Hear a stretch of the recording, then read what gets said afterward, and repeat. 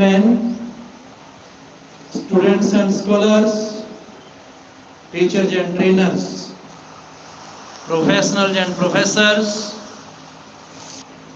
listeners and learners, those who are watching, listening, language to literature, from the truth of science and spirituality.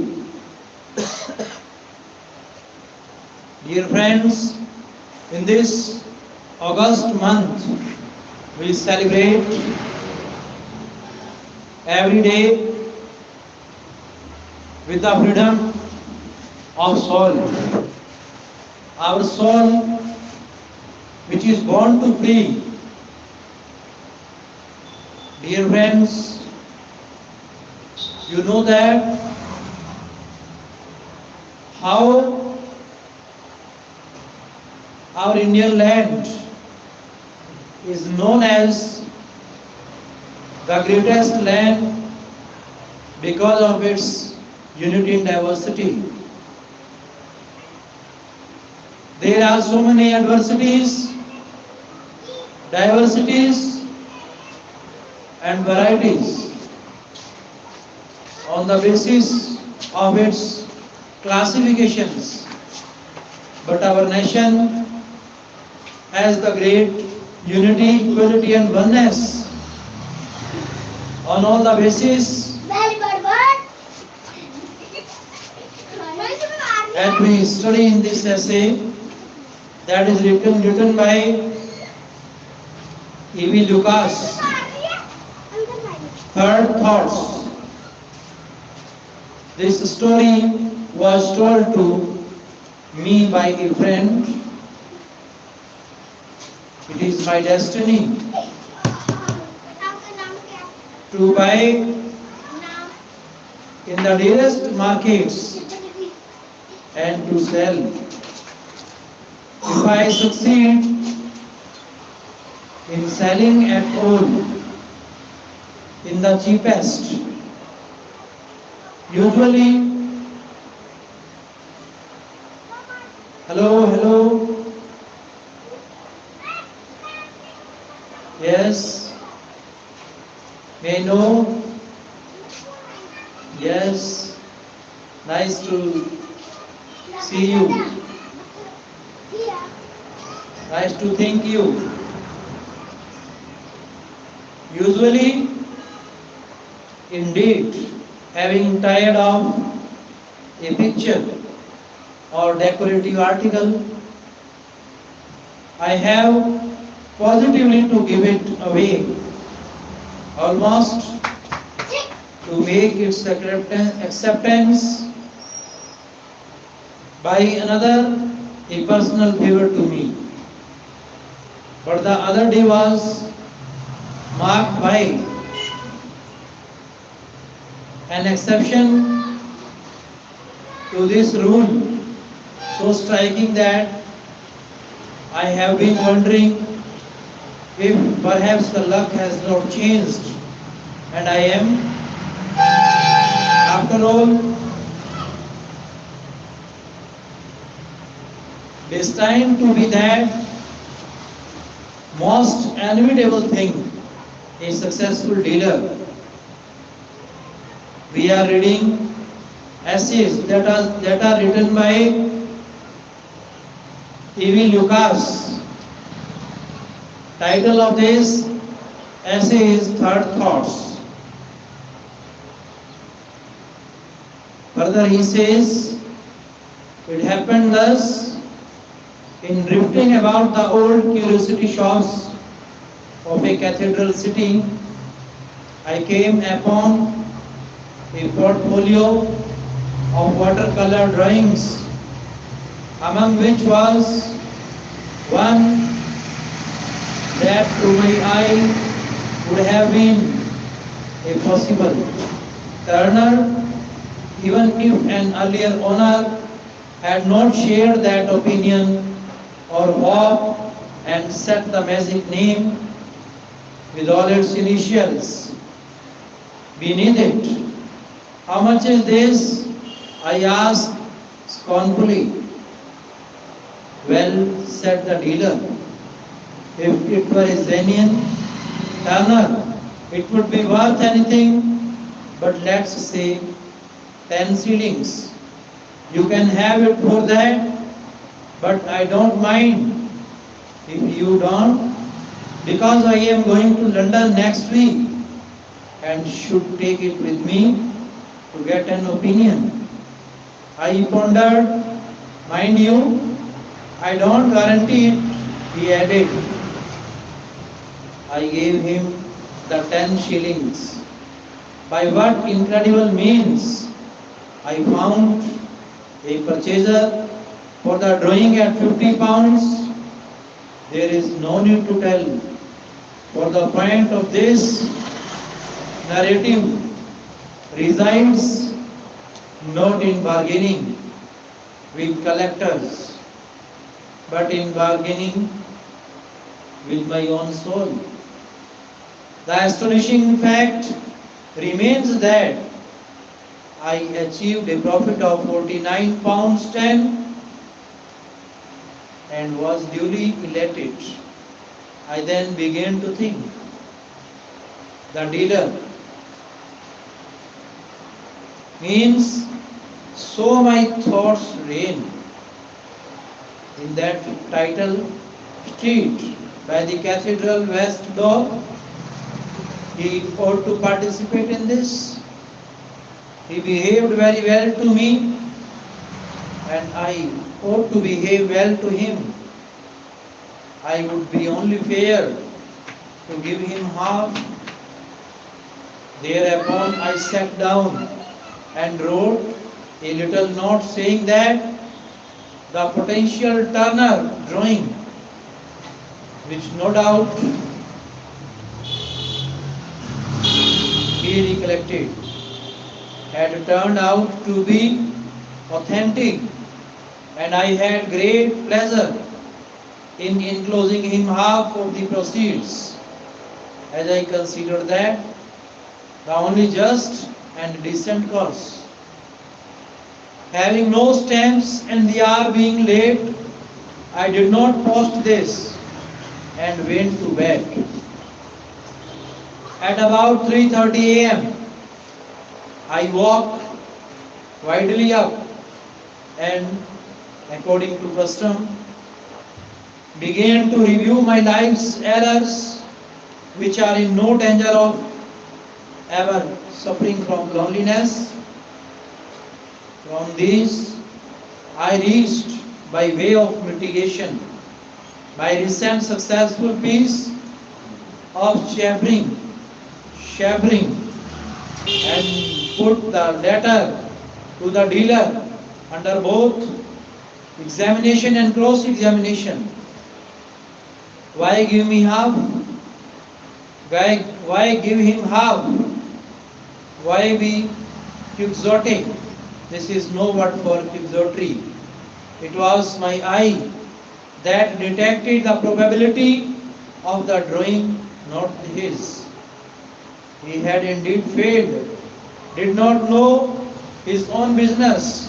Why put a premium on ineptitude? No. A present of, say, 10 pounds at the most would more than adequately meet the case. Sleep, still refusing to oblige me. Sleep, still refusing to oblige me. I took a book of short stories and read one. Then I closed my eyes again and again, began to think about the dealer. Why? Means, so my thoughts ran, send him 10 pounds. I will only give him a wrong idea of his customers, none other of whom would be so fair, so sporting as I. He will expect similar letters every day and be disappointed, and then he will become embittered and go down the vale of tears, a miserable creature. He looked a nice old man too, a pity, nay a crime, to endure such a nature. No, 10 pounds is absurd. 5 would be plenty. 10 would put him above himself. While I was dressing the next morning, I thought about the dinner again. Why should I directly? I had for the first time in my life broke off a financial call, spoiling by giving a large part of the profit away. Was not that lying in the face of the goddess of business? Whosoever, whoever she may be, was it not asking her to disregard me? Only a day or so after we had at last got on terms, there is no fury like a woman's scorn. It would probably be the end of me. City magnates are successful probably just because they don't do these foolish impulsive things. Impulse is the negation of magnetism. If I am to make any kind of figure in this new role of fine arts speculator, I must control my feelings. No, 5 pounds is assured. A dossier of 1 pound will meet the cash. I will be nothing to me, or at any rate, nothing serious, but a gift of quail and manna from a clear sky to the dealer without, however, doing him any harm. A pound will be ample, accompanied by a brief note.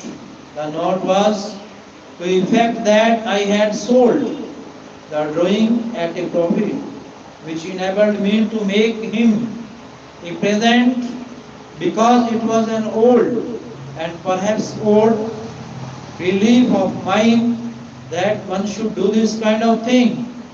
Good luck should be shared. I had the envelope in my pocket containing the note and the check when I reached the club for lunch, and that afternoon I played bridge so disastrously. I played bridge so disastrously that I was glad I had not posted it. After all, so my thoughts ran as I destroyed the envelope and contents. Such bargains are all part of the game. Buying and selling are a perfectly straightforward matter between dealer and customer. The dealer asks as much as he thinks he can extort, and the customer, having paid it, is under no obligation whatever to the dealer. The incident is closed. Dear friends, E.V. Lucas' autobiography of that essayist. We must try to go through fundamentally for the preparation of NET's Latin English literature. Edward Warren Lucas, 1868 to 1938, British journalist, essayist, travel writer and novelist, was born in Eltham, Kent. Lucas grew up in a middle class Quaker family in Brighton. After an early apprenticeship to a bookseller, he worked as a journalist and eventually moved to London, where he joined the staff of humor magazine Punch and later became its assistant editor. He has written nearly 100 books that exhibit style and humor, widely appreciated by both readers and critics. His essays gained immense popularity due to the fancy, wit, ease, irony, and humor inherent in them. Lucas received honorary degrees from University of St. Andrews and University of Oxford and was appointed Companion of Honor in 1932. He was also a member of the Royal Commission of the Historical Monuments of England in 1928. From 1933 till his death, he was a part of the Crown Lands Advisory Committee. His major works include The Open Road, Wisdom While You Wait, Highways and Byways in Sussex, and Wanderers in London.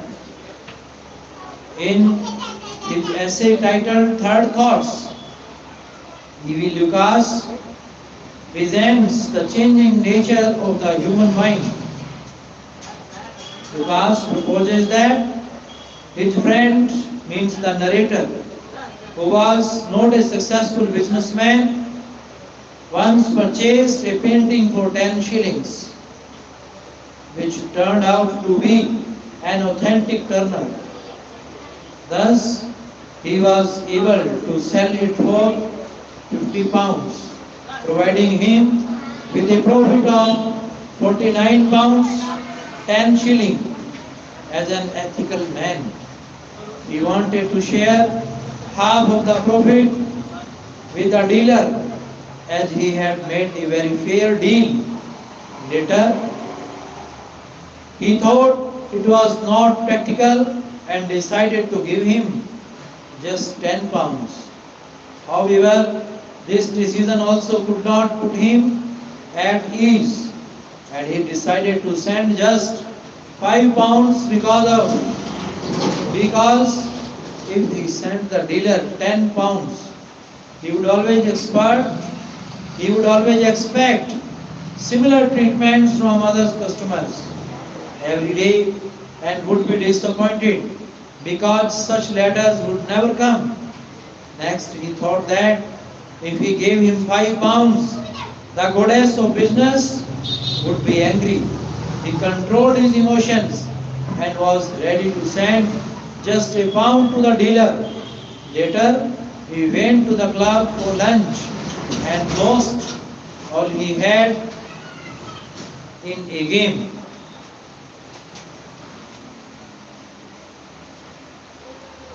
In a game of bridge.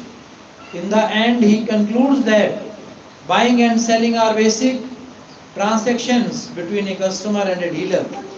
And when the deal ends, there is no obligation of any duty on either side.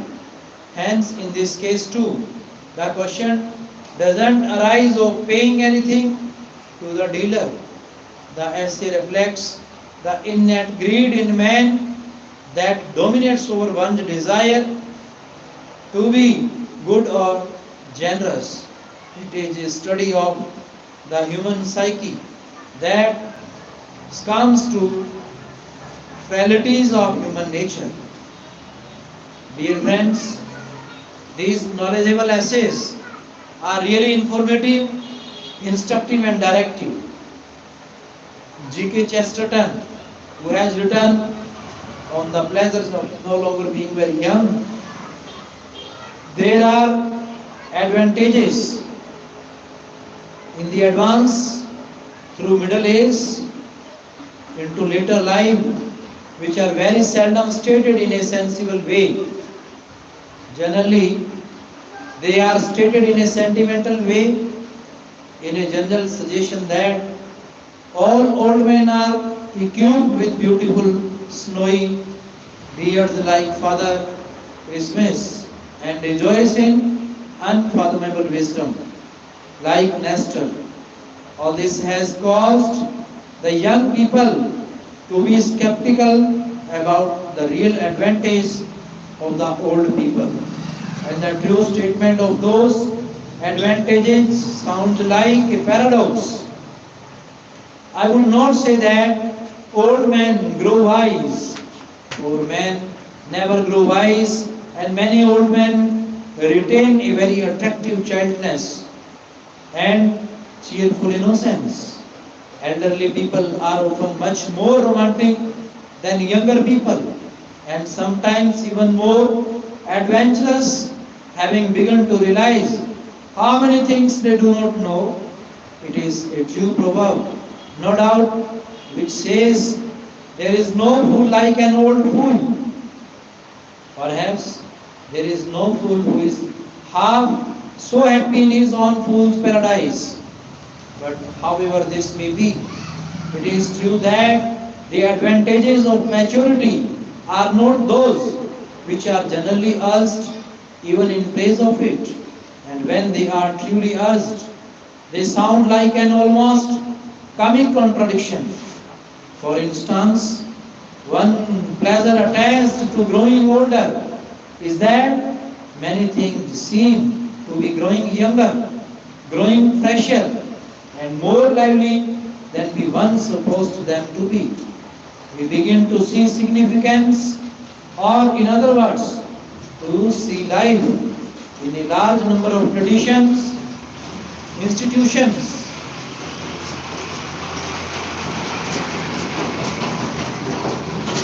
maxims, and codes of manners that seemed in our first days to be dead.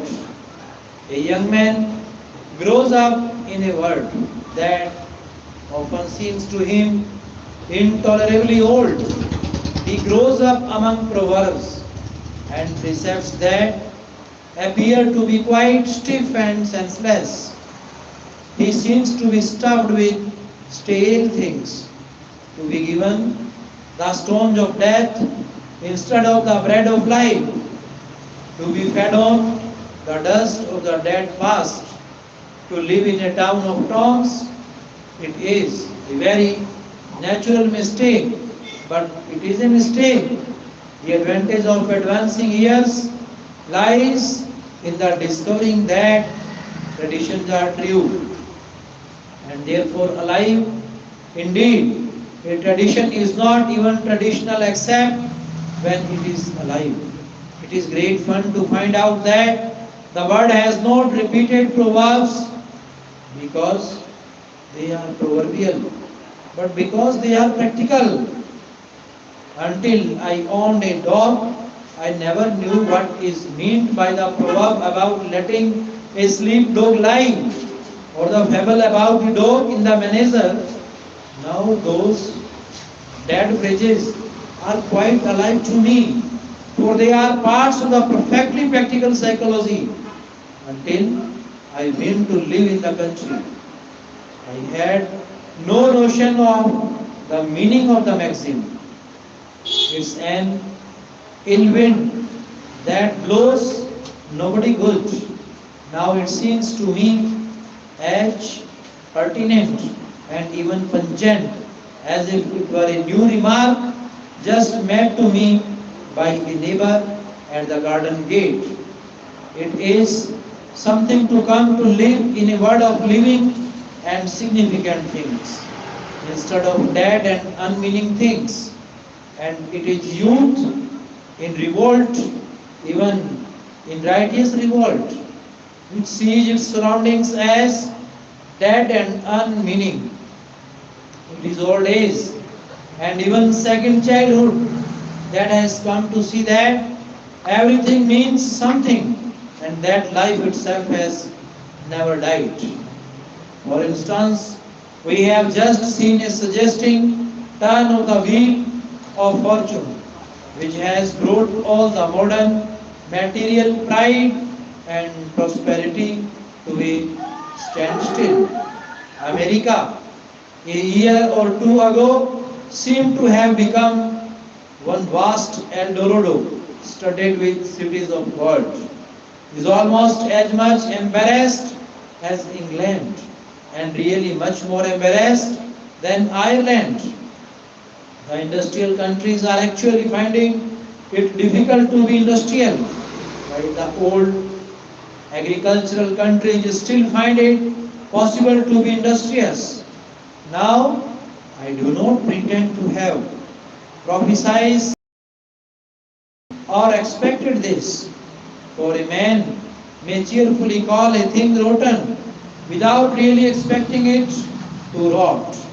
But neither certainly did the young, the progressive, the prosperous, or the adventurous expect it.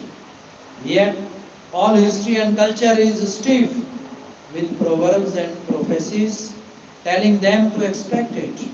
The trouble is that they thought the proverbs and history a great deal too stiff again and again with monotonous reiteration. Both my young friends and myself had been told from childhood that fortune is fickle, that riches take to themselves wings and fly, that power can depart suddenly from the powerful, that pride goes before a fall, and insolence attracts the thunderbolt of the gods. But it was all unmeaning to us, and all the proverbs seemed stiff and stale, like dust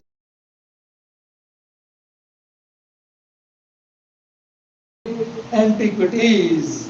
We had heard of the fall of Wolsey, which was like the crash of a huge palace still faintly rumbling through the ages. We had read of it in the words of Shakespeare, which possibly were not written by Shakespeare. We had learned them and learned nothing from them.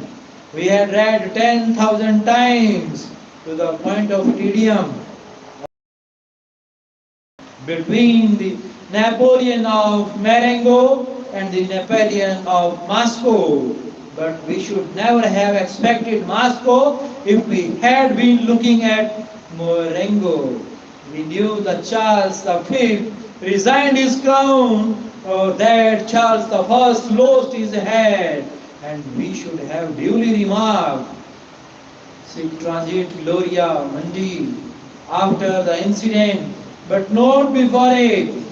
We had been told that the Roman Empire declined, or that the Spanish Empire disintegrated. But no German ever really applied to the German Empire, and no Britain to the British Empire. The very reputation of these truths will sound like the old interminable reputation of the Jerusalem. And yet, they are to me at the moment like amazing and startling discoveries, for I have lived to see the dead proverbs come alive. This, like so many of the realizations of later life, is quite impossible to convey in words to anybody who has not reached it in this way. It is like a difference of dimension or plane, in which something which the young have long looked at, rather rarely, as a diagram had suddenly become a solid. It is like the indescribable transition from the inorganic to the organic, as if the stone snakes and birds of some ancient Egyptian inscription began to leap about like living things. The thing was a dead magazine. When we were alive with youth, it becomes a living magazine when we are nearer to death. Even as we are dying, the whole world is coming to life. Another paradox is this: that is not the young people who realize the new world. The moderns do not realize modernity. They have never known anything else. They have stepped onto a moving platform which they hardly know to be moving, as a man cannot feel the daily movement of the earth, but he would feel it sharp enough if the earth suddenly moved the other way, the older generation consists of those who do remember a time when the world moved the other way. They do feel sharply and clearly the epoch which is beginning, for they were there before it began. It is one of the artistic advantages of the age that they do see the new things relieved sharply against the background, their shape definite and distinct. To the young, these new things are often themselves the background and are hardly seen at all. Hence, even the most intelligent of innovation is often strangely mistaken about the nature of innovation and the things that are really new, and the oldest inhabitant will often indulge in a senile chuckle as he listens to the village orator proclaiming that the village church will soon be swept away and replaced by a factory for chemicals. For the oldest inhabitant knows very well that nobody went to church in the days of his childhood except out of snobbishness, and that it is in the church has begun once more to be thrown to a belief.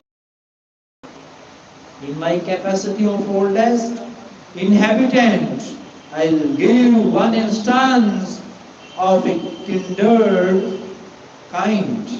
A man must be at least as old as I am in order to remember how utterly idiotic, inconceivable, and crazily incredible it once seemed that any educated or even reasonably shrewd person should confess that he believed in ghosts. You must be nearly the oldest inhabitants to know with what solid score and certainty the squire and the person denied the possibility of the village ghost. The person even more emphatically than the squire, the village ghost was instantly traced to the village drunkard or the village liar. Educated people knew that the dead do not return in the world of sense. Those who remember those times and have lived to see a man of science like Sir Oliver Lowell's sounding quite a fashionable religion are amused to hear a young man say the world is moving away from the supernatural. They know in what direction it has really moved. Dear friends, now you are listening about the author of this essay, G.K. Chesterton. Gilbert Keith Chesterton, born in 1874 and died in 1936, was an English poet, philosopher, dramatist, essayist, journalist, orator, literary and art critic, born in a middle-class family in Kensington, London, educated St. Paul's School. He started his career as a reviewer of the art books. He wrote around 80 books, several hundred poems, about 200 short stories, 4,000 essays, and several plays. Its famous collections of the essays include Tremendous Trifles, A Shilling for My Thoughts, and All Things Considered. His Father Brown mystery stories, written between 1911 and 1936, are still being read and adapted for television. He was very proficient with literary and social criticism, history, politics, economics, philosophy and theology. His style is witty, consistent and extremely paradoxical. He is often referred to as the Prince of Paradox because his essays contain elements of paradox, parable and allegory used to illustrate certain spiritual truths.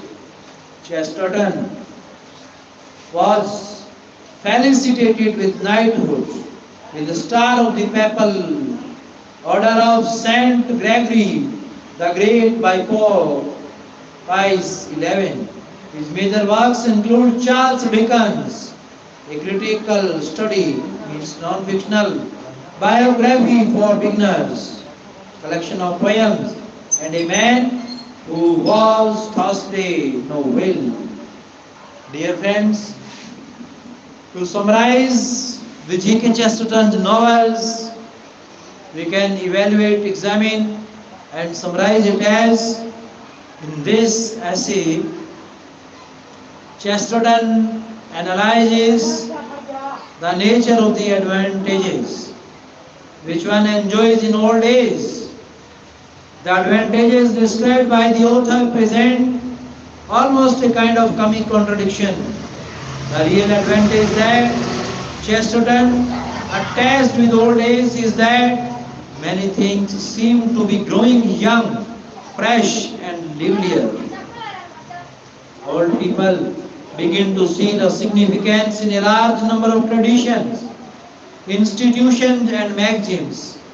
Proverbs like fortune is fickle, riches take to themselves wings and fly, power can depart suddenly from the powerful, sounded stale and made no appeal to reason to people in their young age.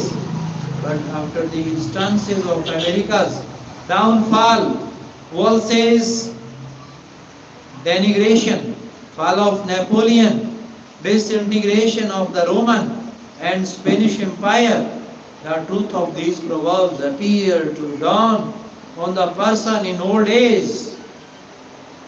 Chesterton also highlights another paradox of that kind by stating that it is not the young people who realize modernity. For the young, new things are always in the background of their lives, which is why they do not realize what is exactly new. It is the old who can understand the transition and the real meaning of modernity. They have seen the world moving the other way. The essay is bound to delight readers due to its ordinarity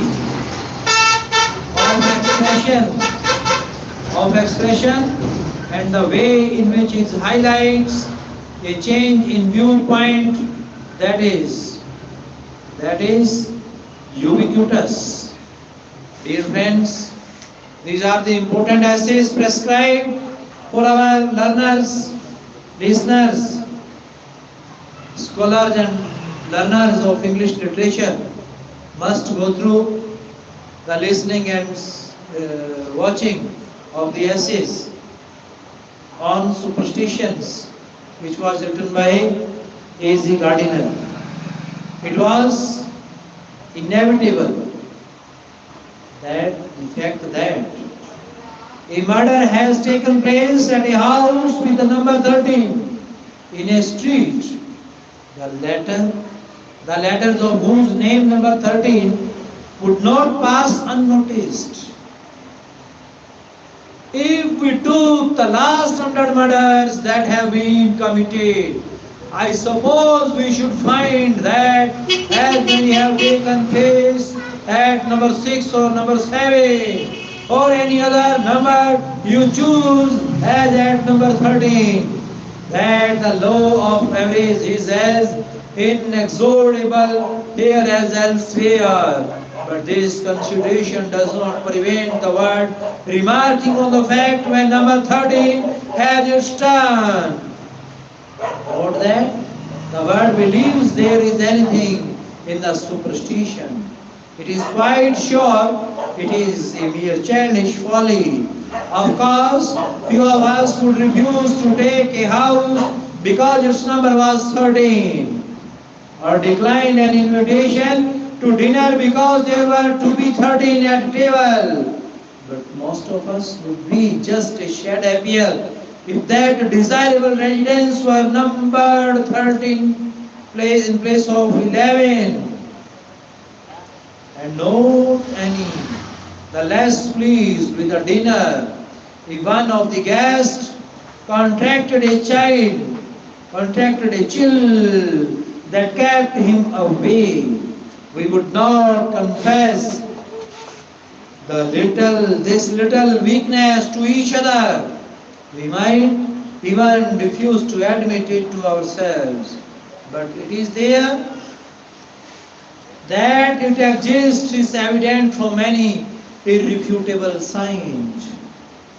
There are numerous streets in London, and I dare say in other towns too, in which there is house number 13. And I am told that it is very rare that a bed in a hospital bears that number. The superstition, threadbare through it has worm, it is still sufficiently real to enter into the calculations of a discreet landlord in regard to the letting qualities of this house, and into the calculations of a hospital as to the curative properties of a bed. In the latter case, general agreement would support the concession to the superstition. Idle though that superstition is, physical recovery is a matter of the mind as well as of the body. And the slightest shadow on the mind may, in a condition of low vitality, retard and even defeat recovery.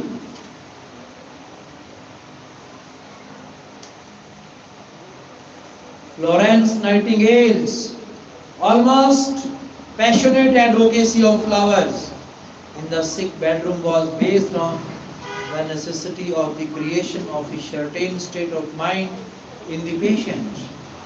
There are few more curious revelations in that moving record by M. Dumel of medical experiences during the war than the case of the man who died of a pimple on his nose. He had been hideously mutilated in the battle and was brought into hospital a sheer wreck. But he was slowly patched up and seemed to have been saved when a pimple appeared on his nose. It was nothing in itself, but it was enough to produce a mental state that checked the flickering return of life. It assumed a fantastic importance in the mind of the patient who, having survived the heavy blows of fate, died of something less than a pinprick. It is not difficult to understand that so fragile a hold of life might yield to the sudden discovery that you are lying in number 13 bed. I am not sure that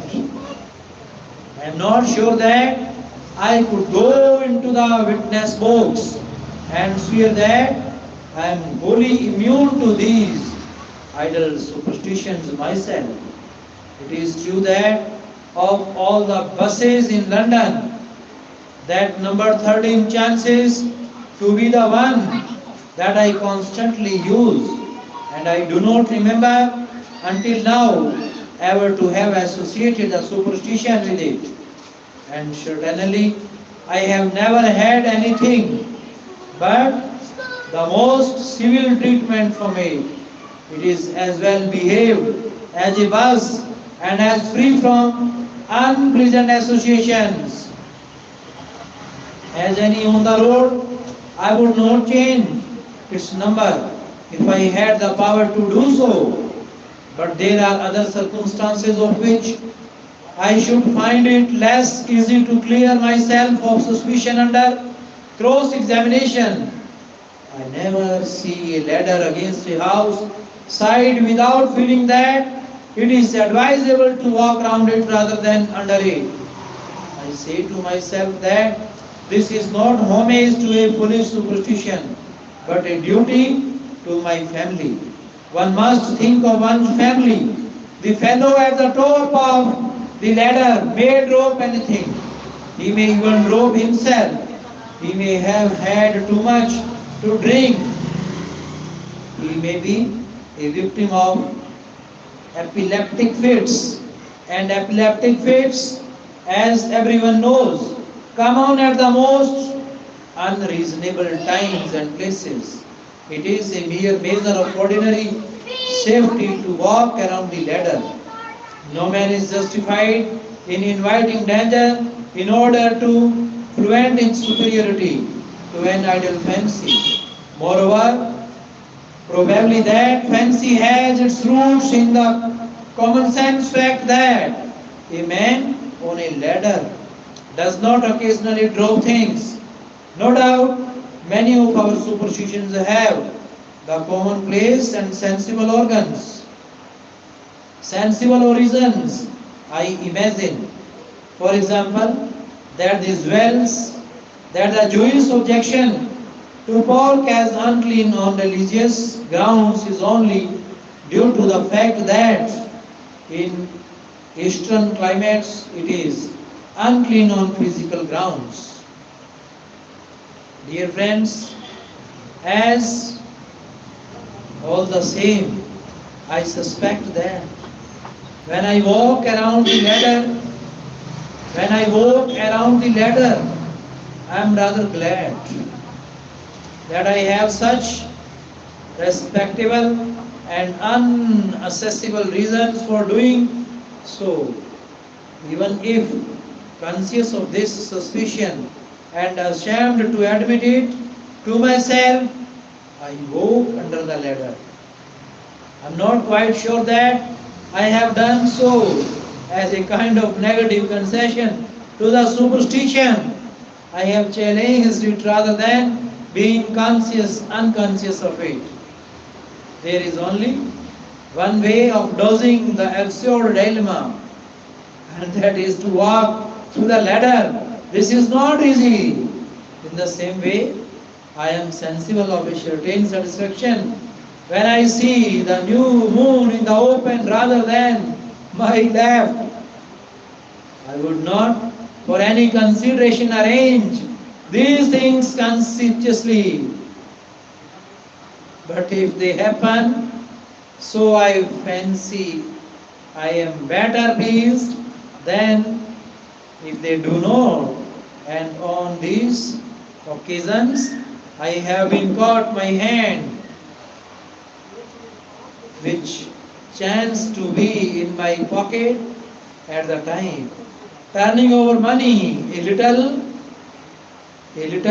surreptitiously, I thought, but still undeniably turning it. Hands have habits of their own, and one can't always be watching them.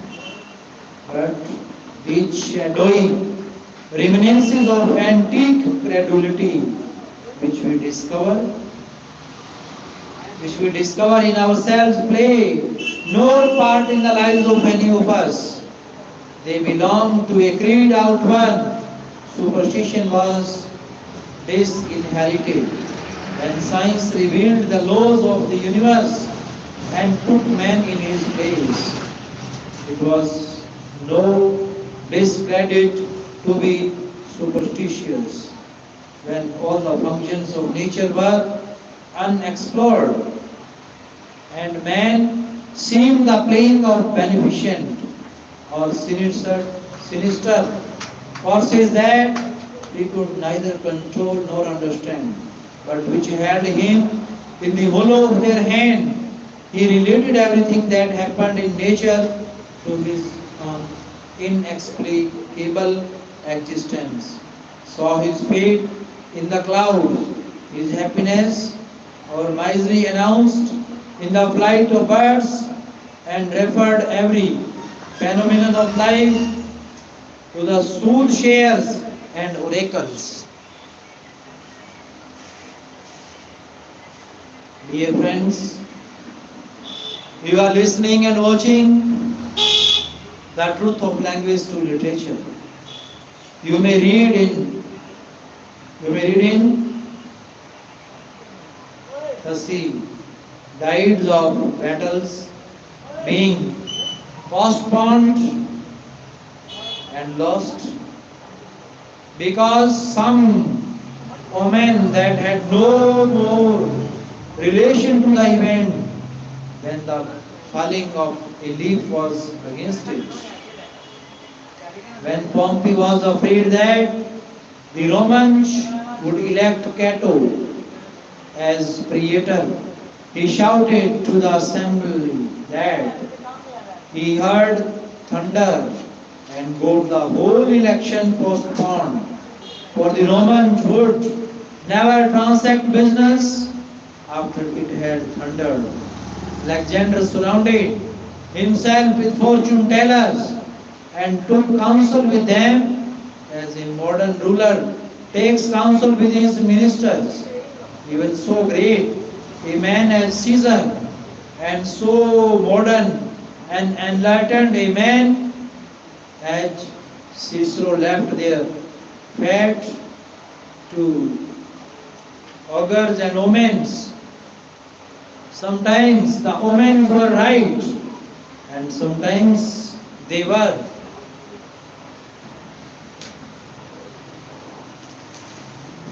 Sometimes they were wrong, but whether right or wrong, they were equally meaningless. Cicero lost his life by trusting to the wisdom of crowds. When he was in flight from Antony and Caesar Augustus, he put to sea and might have escaped. But some crowds chanced to circle round his vessel, and he took the circumstances to be unfavorable to his action, returned to shore and was murdered. Even the farmer of ancient Greece consulted the omens and the oracles, where the farmer today is only careful of his manure. I should have liked to have seen Caesar, and I should have liked to have heard Cicero. But on the balance, I think we who inherit this later day and who can jest at the shadows that were so real to them have the better end of time. It is pleasant to be about when the light is abroad. We do not know much more of the power that turns the handle of this idol show than our forefathers did, but at least we have escaped the grotesque shadows that enveloped them. We do not look for divine guidance in the entrails of animals or the flight of crowds, and the House of Commons does not adjourn at a clap of thunder. Dear friends, you are listening about the author, Alfred George Gardiner. A.G. Gardiner. His full name is Alfred George Gardiner, who has written his essay 1865 to 1946. It is his lifespan. He spent his life on this earth with 71 years. Was born in Chelmsford, United Kingdom. Besides being an essayist, he was also a journalist. As a young boy, he worked at the Chelmsford Chronicle and Bournemouth Directory. He was the editor of the Daily News, London, from 1915. He started writing for the Star under the pseudonym Alpha of the Globe. His works are elegant, graceful, and humorous. Gardiner is unique because he specializes in writing about the basic truths of life in an easy and entertaining manner. The style is natural and lucid, devoid of ornamentation. He was chairman of the National Anti-Shooting League, an advocacy group which campaigned for minimum wage industry. His important works include Pillars of Society, The War Lords, Leaves in the Wind, Wind Falls. Dear friends, you are listening the summary of this. How A.G. Gardner has given his essay. In short and in brief, you are listening. Alfred George Gardiner wrote under the pen name of Alpha of the Globe. His essays display a mingled sense of humor and sobriety. In this essay, Gardiner has given us an account of some of the common superstitions and the way they influence us. He begins the essay with the mention of number 13 and the fears and anxieties that this number arouses in our minds. Gardiner says that he had so far kept himself free from these particular superstitions, and though he constantly uses a bus number 13, it has not harmed him in any way. He would not change the number of the bus, even if he is given power to do so. He further adds that physical recovery depends not only upon physical health but also upon mental health. The body can regain only if a person is mentally free from fears and anxieties. And to create such an environment, Florence Nightingale advocated the use of flowers in patient's room. To substantiate his point, he gives the example of a war victim who survived despite being severely mutilated, but died due to the anxiety aroused in his mind after the appearance of a pimple on his nose. Gardiner says that in ancient times, when mysteries of nature were not unraveled, it was natural for man to be superstitious. They believed in oracles, omens, and looked towards forces of nature for every single move. Even great warriors like Cicero, Alexander the Great, and Caesar depended on fortune tellers. However, with the advent of science and technology, which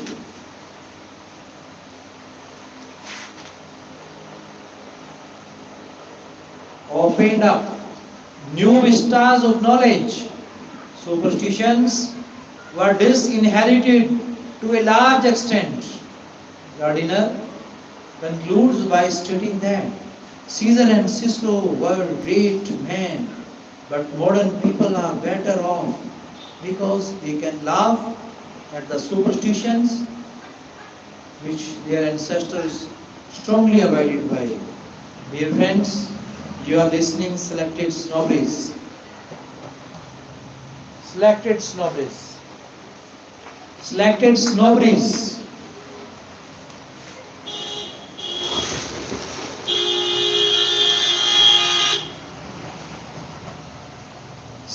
Wicked Snobberies, written by Aldous Huxley. All men are snobs about something. One is almost tempted to add, there is nothing about which man cannot feel snobbish, but this would doubtless be an exaggeration. There are certain disfiguring and mortal diseases there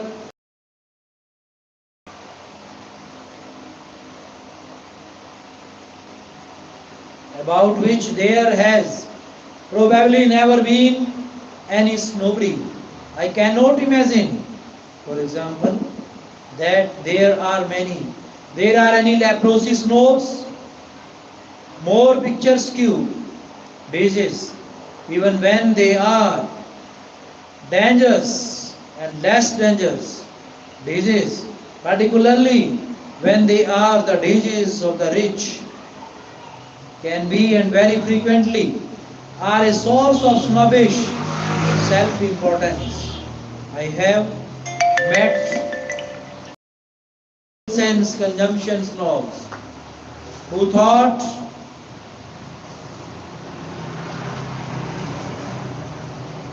that it would be romantic to fade away in the flower of youth like kids or Mary Whiskers.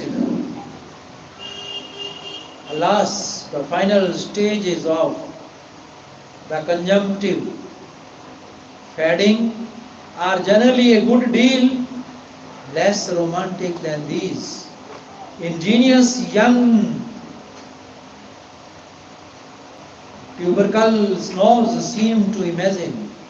To anyone who has actually witnessed these final stages, the complacent poeticizings of these adolescents must seem as exasperating as they are profoundly pathetic. In the case of those commoner disease snobs whose claim to distinction is that they suffer from one of the maladies of the rich. Exasperation is that they suffer from one of the maladies of the rich. Exasperation is not tempered by very much sympathy. People who possess sufficient leisure, sufficient wealth, not to mention sufficient health, to go traveling from spa to spa, from doctor to fashionable doctor, in search of cures from problematical diseases, means which in so far as they exist at all, probably have their source in overeating, cannot expect us to be very lavish in our solicitude and pity. Disease snobbery is only one out of a great multitude of snobberies, of which now some, now others take pride of place in general esteem.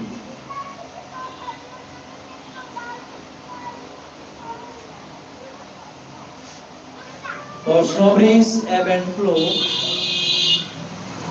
their empire rises, declines, and falls in the most approved historical manners. What were good snobberies 100 years ago are now out of fashion. Thus the snobbery of family is everywhere on the decline. The snobbery of culture, still strong, has now to wrestle with an organized and active low Bruvism, with a snobbery of ignorance and stupidity unique, so far as I know, in the whole of history, hardly less characteristic of our age is that repulsive bourge snobbery, born of American prohibition.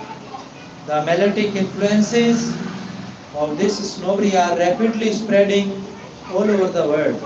Even in France, where the existence of so many varieties of delicious wine has hitherto imposed a judicious connoisseurship and has led to the branding of mere drinking is a brutish solecism. Even in France, the American bourge snobbery, with its odious accompaniment, a taste for hard drinks in general and for cocktails in particular, is making headway among the rich. Bourge snobbery has now made it socially permissible and in some circles even rather credible for well brought up men, and this is the novelty. Well brought up women of all ages from 15 to 70 to be seen drunk, if not in public, at least in the very much tempered privacy of a party. Modernity snobbery, though not exclusive to our age, has come to assume an unprecedented ignorance.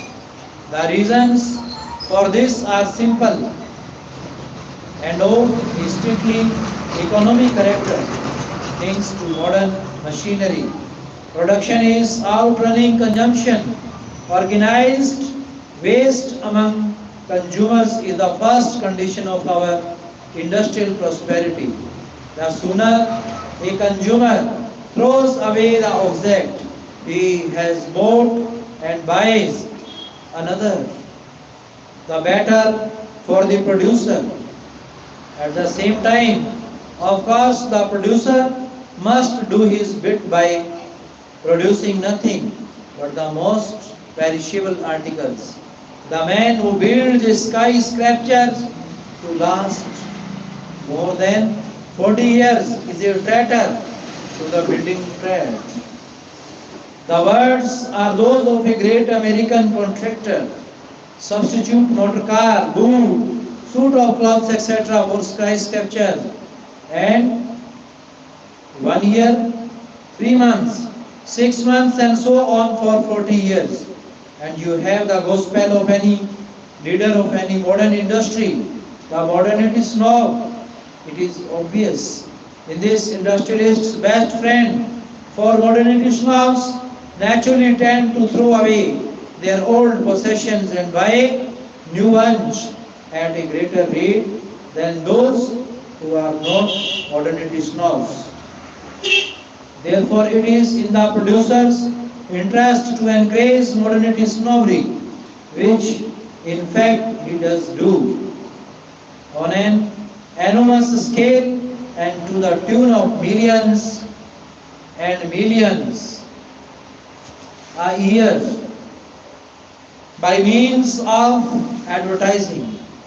The newspapers go their best to help those who help them, and to the flood of advertisement is added a flood of less directly paid for propaganda in favor of modernity snobbery.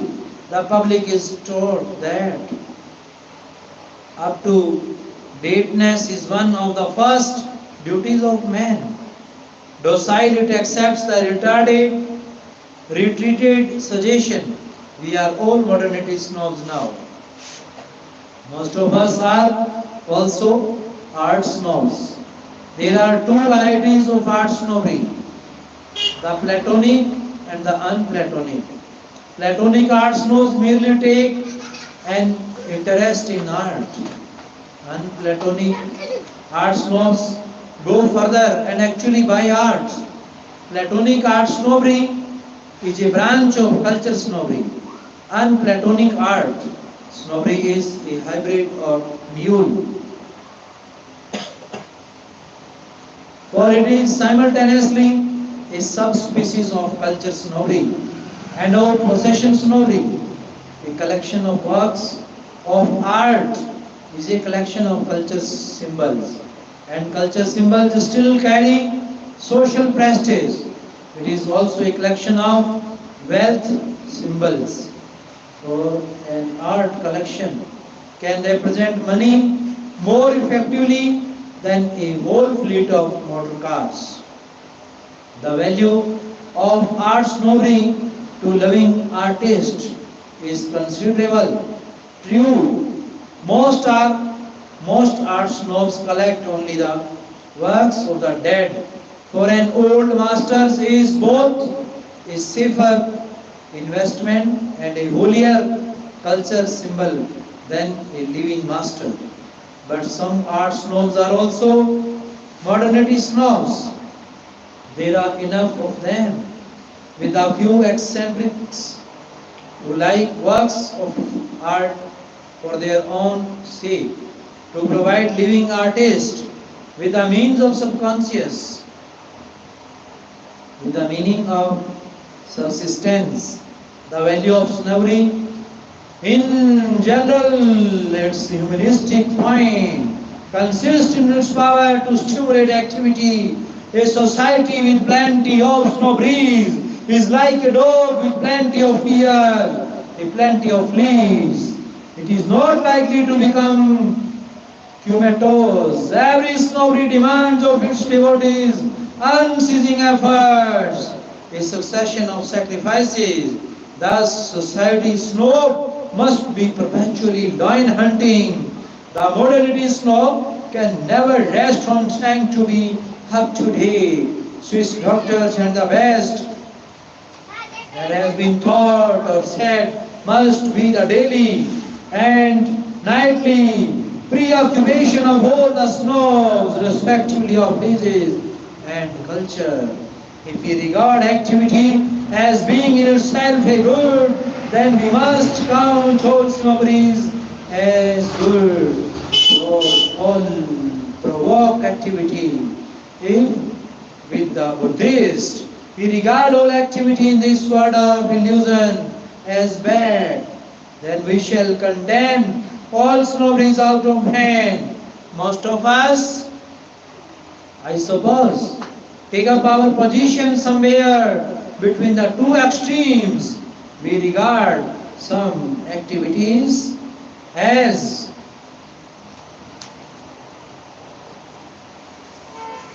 good, others as indifferent, or others tolerate or detest. For example, most professional intellectuals will approve of conscious knowledge, even while intentionally disliking most individual culture snobs, because it compels the Puritans to pay at least some slight tribute to the things of the mind, and so helps to make the world less dangerously unsafe for ideas than it otherwise might have been. I, a manufacturer of motor cars, on the other hand, will rank the snobbery of possessions above culture snobbery. He will do his best to persuade people that those who have fewer possessions, particularly possessions on four wheels, are inferior to those who have more possessions, and so on. Each hierarchy culminates in its own particular form. Dear friends, who is the author and how has he represented his ideas about snobberies? Aldous Huxley, from 1894 to 1963. He was a British writer born into a family that included some of the most distinguished members of the English ruling class. Although he was primarily a novelist, he also wrote short stories, poems, and travelogues. In his novels and essays, Huxley has performed the role of a critical observer of accepted traditions, customs, social norms and ideals. His major works, his major works dealt with the theme of harmful application of scientific progress to mankind. He was educated at Balliol College, Oxford University. He became a close friend of D.H. Lawrence, a famous English novelist of 19th century. During his college days, his first popular novel was Point, Country Point. Point Counterpoint in 1938. He joined Hollywood and became a screenwriter.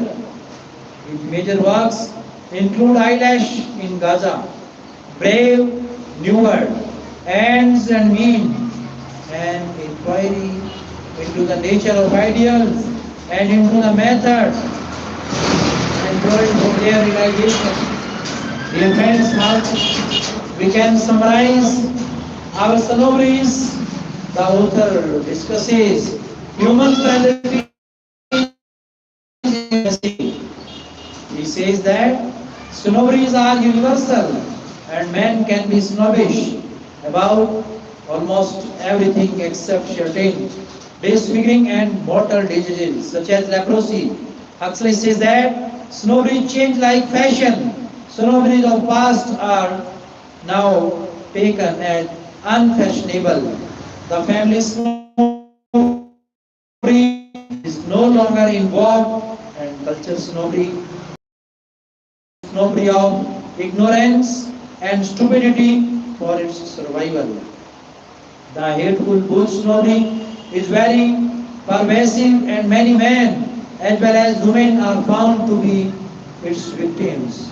Modernity snobbery has acquired importance due to economic reasons. A modernity snob helps the industrialist by throwing away old objects and buying the new ones. The producers thus encourage this snobbery by spending millions on advertisements.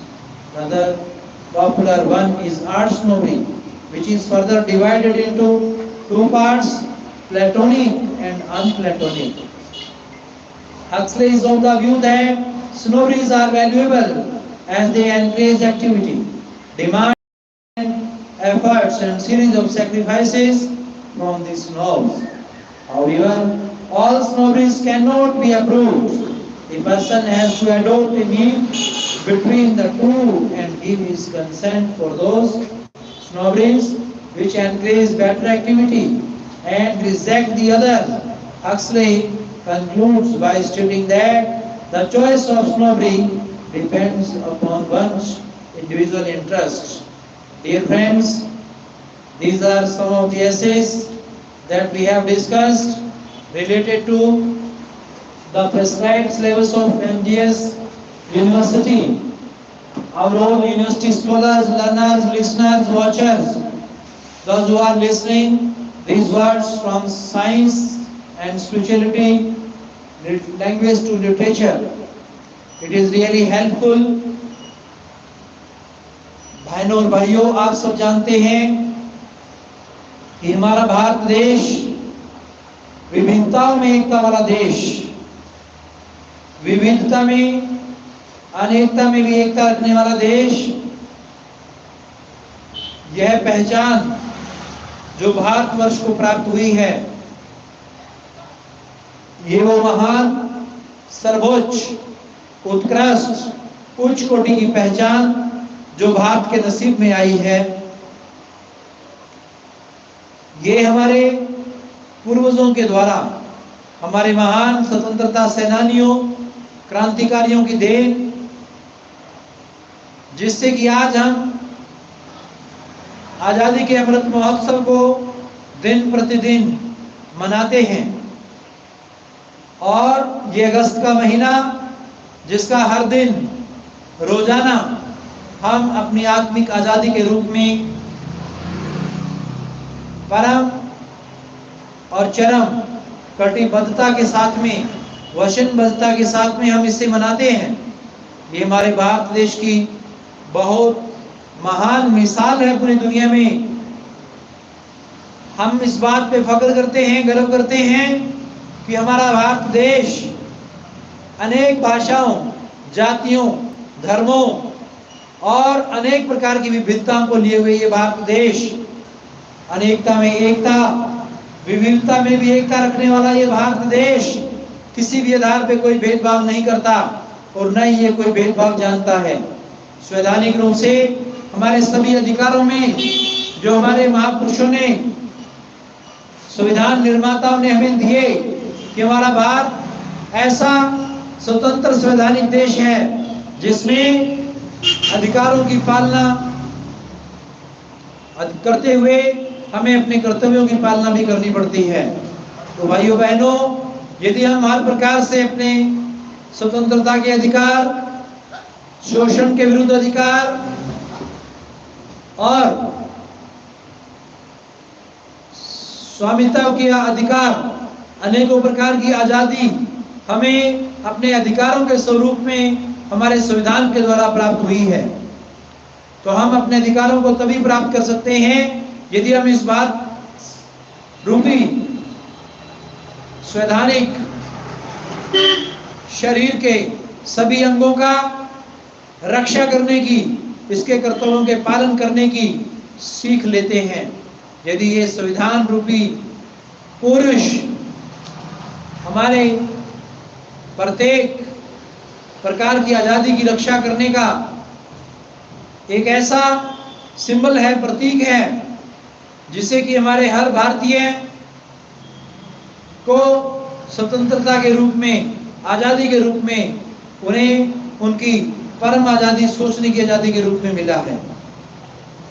हम प्रतिदिन हमारे सभी राष्ट्र निर्माता, हमारे सभी देश के जो निर्माता हैं, राष्ट्र निर्माता हैं, वे सभी प्रतिज्ञा करते हैं कि हम इस भारत की शान, आन बान शान के लिए मर मिटने वाले लोग और इस तिरंगे के सम्मान के लिए, इसके जो संदेश तिरंगे के द्वारा पूरी दुनिया में लहराने वाले, जोश में होश रखने वाले, शांति का संदेश देने वाले, सुख समृद्धि का आह्वान करने वाले, ये भारत देश के हम स्वतंत्रता सेनानी, ये स्वतंत्रता सिपाही, ऐसा हर भारत का नागरिक है। जैसा कि हम देखते हैं कि इजराइल देश का प्रत्येक युवा एक सैनिक है, हर किसी के पास एक सैनिक का प्रशिक्षण है, यानी वो अपने देश की रक्षा के लिए, देश के सम्मान के लिए, देश की एकता अखंडता के लिए, देश के चरित्र संस्कृति के बलिदान के लिए मर मिटने वाले लोगों में से एक होते हैं। वैसे ही हमारा ये देश, भारत देश, हिंदुस्तान, जो कि धर्मनिरपेक्ष राष्ट्र है, जिसमें सब धर्मों का सम्मान किया जाता है, परंतु यदि कोई हमारे इस मातृभूमि की रक्षा, राष्ट्रीयता में आगे आता है तो वह उसका चरम लक्ष्य बन जाता है, वह उसका परम कर्तव्य बन जाता है कि वो किसी भी प्रकार की हमारे एकता को नुकसान पहुंचाने वाली, हमारी अखंडता को नुकसान करने वाले किसी भी तत्व को स्वीकार नहीं करता और उसके लिए चुनौतियों से लड़ता है। हर प्रकार से बाधाओं और मुश्किलों की परवाह न करता हुआ हमारा भारत का स्वतंत्रता सेनानी एक ऐसे स्वतंत्र देश का नागरिक है, ऐसे संवैधानिक स्वतंत्रता का नागरिक है